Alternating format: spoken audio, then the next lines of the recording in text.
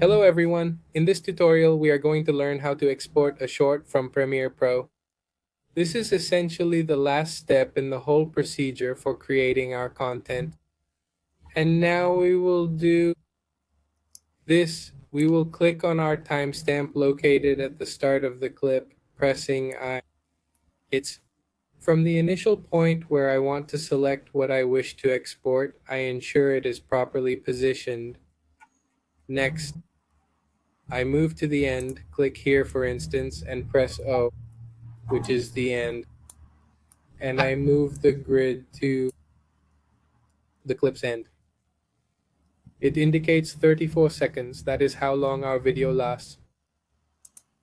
Next, I am going to copy the name because I will now use it to export. I copy it, Ctrl C, and now to export we can go to this section, or I have gotten used to using the Ctrl M command. Let's wait for it to take us. And done. Here I select where I can save it. In this case, I already have a preset for shorts, specifically YouTube Shorts, which is already set to the H.264 format, 1080 by 1920, with a frame rate of 23.9, etc. If we can see more details, I have it to process at the highest quality, at maximum depth, using processing quality, max, and this is good in this case. Since the camera is of higher quality, I can choose a slightly larger number. Sometimes if the camera is for a Zoom audio, for a Zoom conference or Riverside or Google Meet, it can be a bit lower since it won't really make many changes. And generally I have this other item, use previews.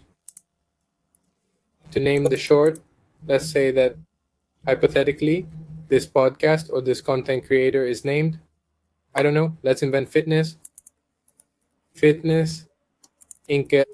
It's an example, okay? Then we can also assume or invent that this is episode number 6. Episode 06, right? Space dash space.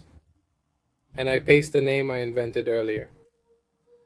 Perfect. And again, I make sure this is the address where I want to save them.